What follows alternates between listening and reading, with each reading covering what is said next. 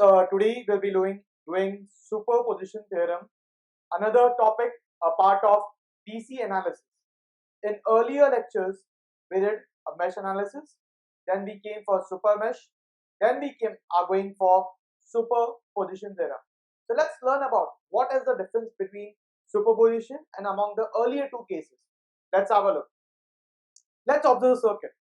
If you observe the circuit, in this case, you have two independent voltage source and one dependent current source, which is again depending on a current parameter. What superposition says? It says you just need to solve the network keeping only one independent source at a particular time.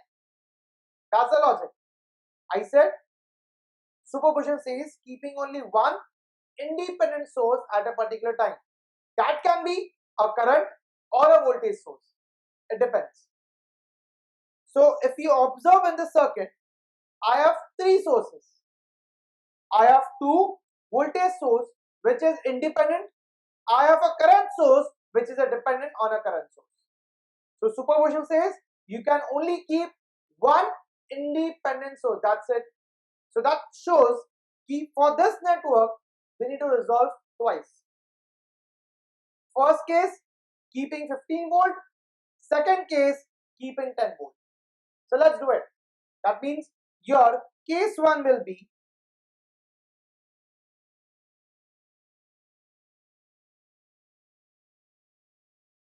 acting.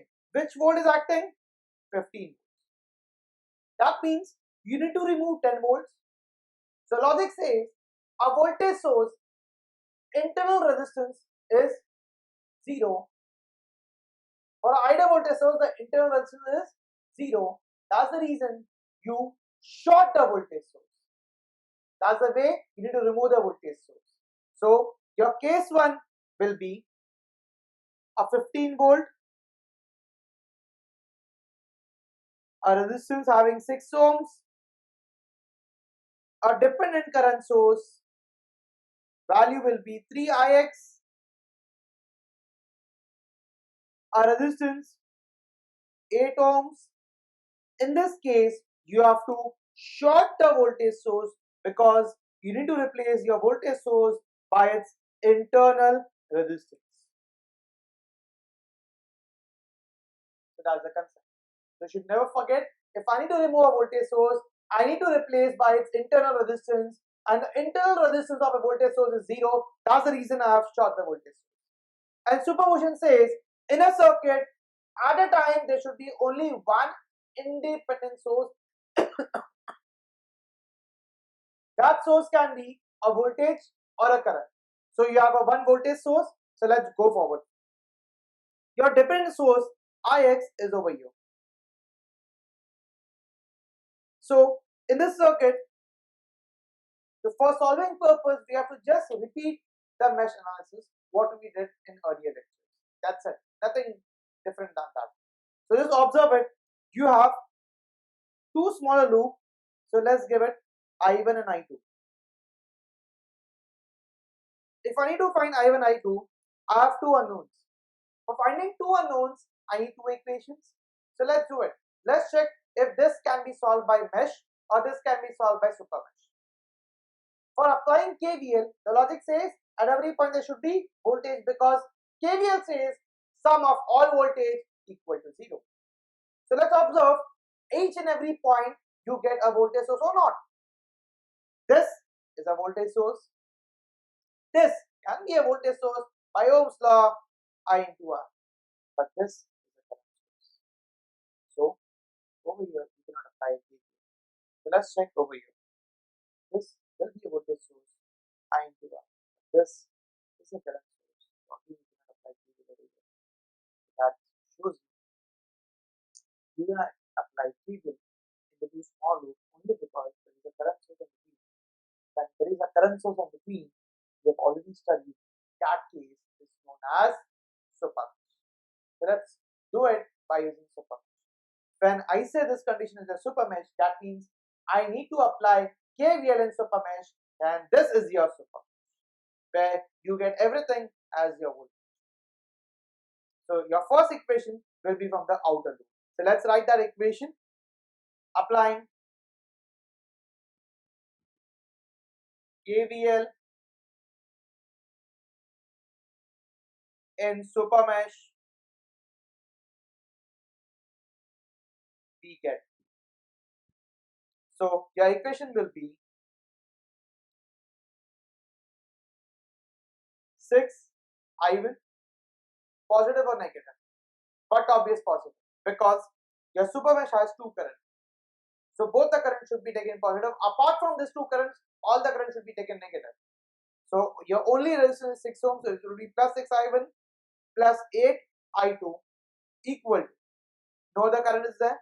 So when I say equal to, your equal to should be only voltages. So when you observe the outer part, your voltage is only 1. So when your current enters in clockwise in negative, so it will be a positive. The equation will be plus 6I1 plus 8I2 equal to 15. So the equation states plus 8I1 equal to 15. That's your equation number 2. If I say I have two unknowns, so but obviously I need to get two equations. The first equation which I got from the outer part by applying super mesh. The second equation which I'll be getting from the current source, which is in the center. So let's do it. Again, observe this current source direction. The current source direction is moving upwards, and there are two unknown currents adjacent to it. One is I1, one is I2. Just observe very carefully which current is following this current source, I1 or I2. I1 is flowing in this direction, I2 is flowing in this direction. So which is following it? But obvious, yeah, I2 is following. So whichever current is following that current, so take it as positive. That means I'll take positive I2, and since I1 is going in opposite direction, I'll take I1 as negative. So your equation will be in this format. It will be plus I2, it will be minus I1 equal to will be your current value. Your current value given is 3Ix.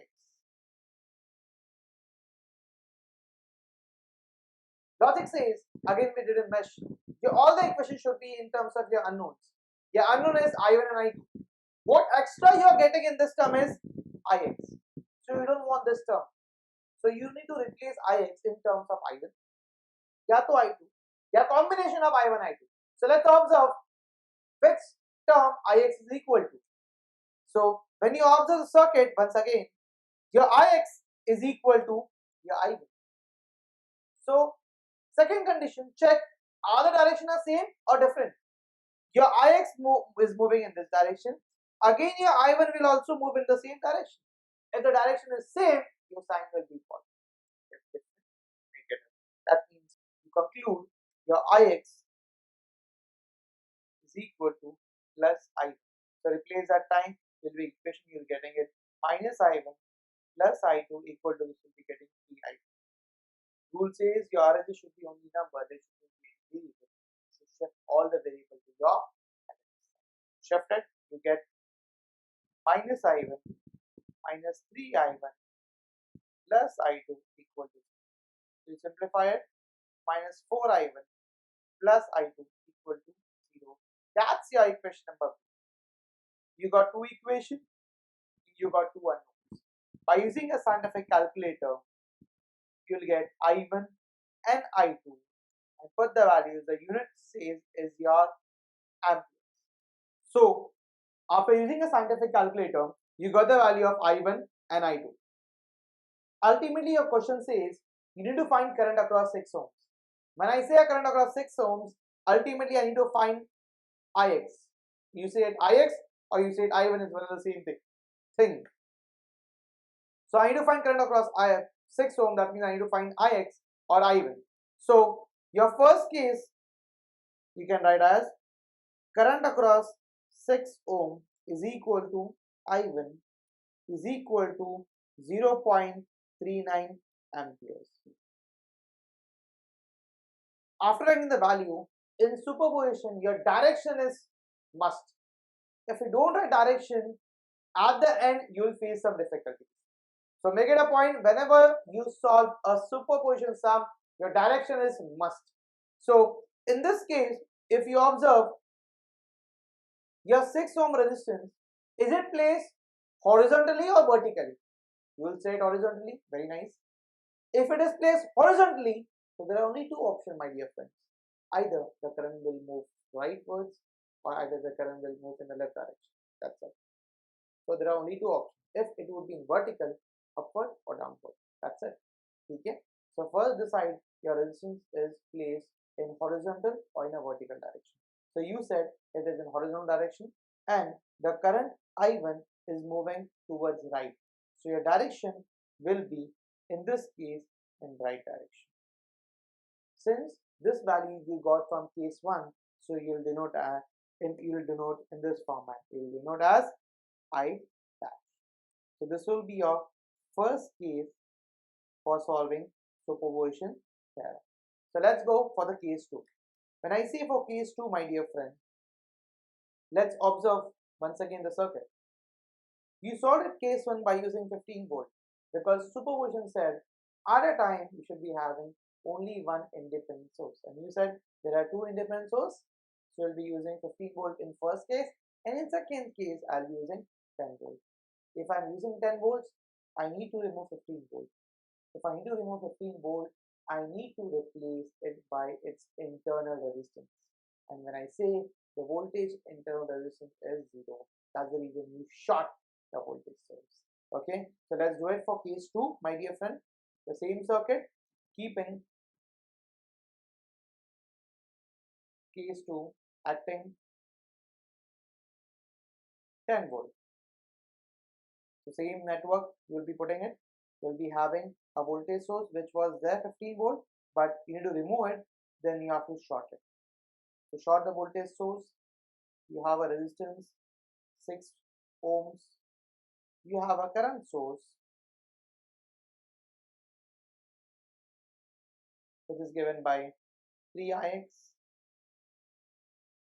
again 8 ohms, and in this case your 10 volt is active. So this is your 10 volts, and your ix is depending in this branch. Okay, so let's do it. Again, you have two options. Either you can solve by mesh, either you can solve by super mesh.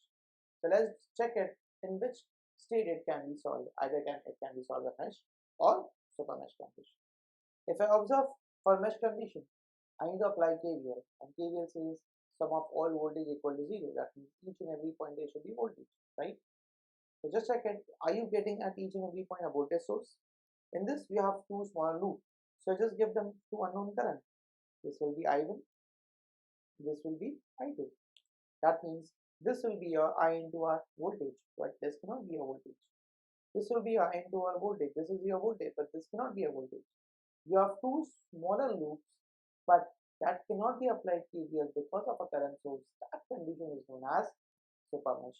So let's solve it by super mesh condition. For super mesh, you have two unknowns. Basic mathematics. If you have two unknowns, you need two equations. So let's do it by super mesh condition.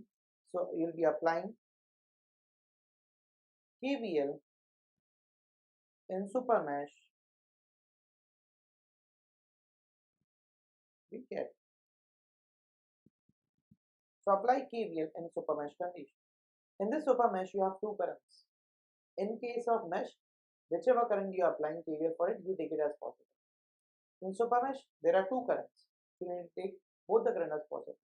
If there would be some third current, that current should have been taken as negative. Okay, so let's do it. I1 is flowing across 6 ohms, so that will be plus 6 I1. I2 is flowing across only 8 ohms, so it will be plus 8 I2. Any other current? No. Write equal to.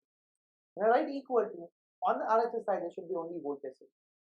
So if you observe the outer part of the loop, there is only one voltage source.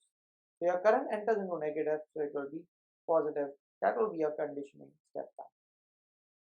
Two unknowns, two equations. Second equation from current source. Observe it carefully. The direction is upward. which unknown current is following this direction. This is I1, this is I2. Which is following? Right, you said it I2. That means your I2 will be positive and I1 is flowing in opposite direction, it will be negative. Equal to your current value. Your current source value is 3ix. Everything should be in terms of unknown current, so you don't need ix. So replace ix. So if you observe carefully, your ix and I1 is in the same direction. So you can term as ix equal to I1 and your sign will be positive. Why positive? Because both are in the same direction. So wherever you'll be getting ix, replace it by I1. So you'll be getting -1 plus I2 equal to this will be your 3i. Shift everything because your RHS should only contain a number, not your variable. So your second equation, which you will be getting after solving, it will be minus I1 plus I2 minus 3I1 equal to 0. Simplified, you get it minus 4I1 plus I2 equal to 0. So after this will be your equation number B. After solving both the equation by your scientific calculator, so you'll get the value for I1 and I2. So after solving by your scientific calculator, you'll be getting this values. Okay. So that's not it. Since your superposition theorem states you find current across 6 ohms. So let's do it. So your current across 6 ohms is nothing but your I1. So your I1 value in second case is 0.26. And as said earlier, you need to write your direction. That is must. When you talk about superposition theorem, you have to mention your direction. Your direction is towards the right. Since this is your case 2, so you can term it as I. That will be a case 2 condition. So I need to find the current across 6 ohms in the total circuit. That means it will be the addition of both the first case and the second. The current across 6 ohms in first case, the current across 6 ohms in second case.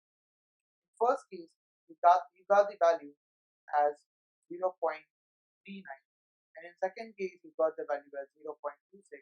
When you add both the values, you'll be getting 0.65 amperes and the direction will be right. That will be your current across 6 ohms. That will be your ultimate answer, which is said to be find out by using superposition. So this is what was the difference between the earlier case we did in mesh and in super mesh compared to superposition theorem. Again, let's revise it. When I talk about superposition theorem, it states you need to solve the equation using only one independent source. I'm not saying only voltage source, I'm not referring only current source. I'm referring one independent source that can be either voltage source, that can be either current source. In this case, you had two, so you have to take it two cases. In Q something, when there will be four independent sources, you have to solve by four cases. At the end, you have to add all your cases. Okay. Next time, major point, you never forget to mention the direction after every. So that's all for superposition theorem. We'll be doing more problems to have a hands-on on it. Thank you so much, guys.